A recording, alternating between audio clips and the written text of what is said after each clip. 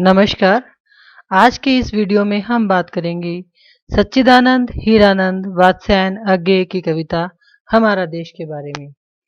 हमारा देश कविता में कवि ने गांव और शहर में रहने वाले लोगों की जो जीवन शैली है उसका एक तुलनात्मक सा वर्णन प्रस्तुत किया है। हमारा देश इन्हीं तृण फूस छप्पर से ढके ढुलमुल गंवारू झोंपड़ों में ही हमारा देश बसता है। कवि कहना चाहता है कि गांव में घास फूस के बने हुए जो छप्पर होते हैं, जो घर होते हैं, तृण का मतलब होता है घास या तिनका, कि तिनके घास फूस से बने हुए जो छप्पर हैं और उनकी जो छतें हैं ढके हुए, मतलब जो जिनकी छतें भी घास फूस से ढकी हुई हैं।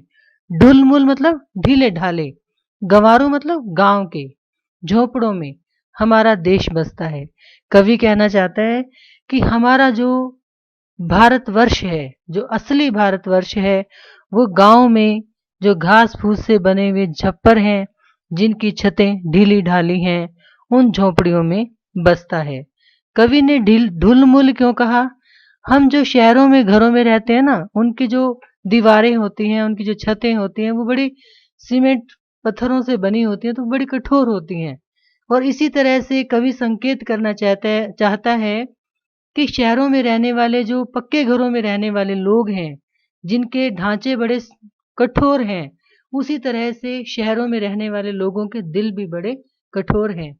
और गांव में रहने वाले जो लोग हैं, जिनके घरों की छतें और दीवारें ढुलमुल हैं, यानी थोड़ी ढीली ढाली हैं, तो ठीक वैसे ही उन लोगों के जो मन है, जो हृदय हैं, वो भी लचीले हैं, यानी कि सबके लिए उनके मन में संवेदनाएं हैं। इन्हीं के ढोल मादल बांसुरी के उमगते सुर में हमारी साधना का रस बरसता है। गांव में जो लोक संगीत होता है, तो कवि कहना चाहता है कि हमारा जीवन का जो गीत है, वो सच में सही अर्थ में जो लोक संगीत है, जो लोक गीत है, उनमें बसता है। ढोल तो आप समझते हैं, शादी विवाह में भी हम देखते हैं कि ढोल बजते हैं, है ना?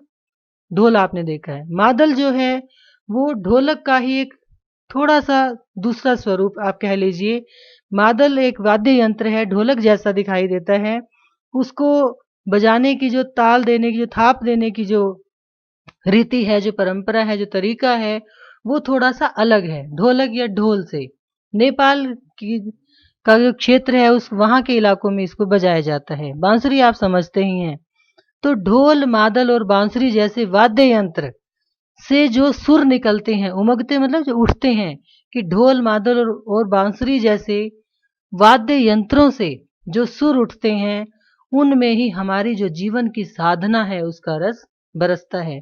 जीवन की साधना का रस का मतलब क्या है? कि हमारे जीवन का जो सार तत्व है, वो उस लोक संगीत में विद्यमान है। इन्हीं के मर्म को अनजान, और ये जो जीवन का रहस्य है, ये जो हमारा हमारा जो जीवन का रस है, जीवन का रस का मतलब होता है एसेंस। जैसे हम दूध में से घी निकाल लेते हैं ना, ठीक वैसे ही आप कह लीजिए कि हमारा जो जीवन है, उस जीवन का जो घी है, यानी कि जो अल्टीमेट है, जो बिल्कुल निचोड़ कर निकाला गया जीवन का रहस्य है, जीवन का जो अर्थ है, उसको शहरों की जो ढकी हुई लोलुप संस्कृति है, लोलुप मतलब जो लालची है, विषैली वासना का सांप डसता है, वो लालची संस्कृति हमेशा ही वासनाओं के घेरे में घिरी रहती है। और उनकी वासना का जो विषैला सांप है, वो हमारी जो गांव की संस्कृति है, हमारा जो भारतीय जीवन है, जो लोक जीवन है, उसको डस रहा है। इन्हीं में लहरती अल्हड़ अयानी संस्कृति की दुर्दशा पर सभ्यता का भूत हंसता है। कि इन्हीं में लहराती हुई जो अल्हड़, हमारे जीवन अल्हड़ होता है, जो जैसे युवा व्यक्ति होता है ना, अल्हड़ होता है, जो स्वतंत्र होता है, जिसको कोई चिंता नहीं होती, कि वो जो अल्हड़ जीवन की शैली है, उस वो क्या है? अयानी है, यानी कि जो अनजान है, सयानी नहीं है, यानी कि चतुर नहीं है, चालाक नहीं है, उस संस्कृति की अब दुर्दशा हो रही है।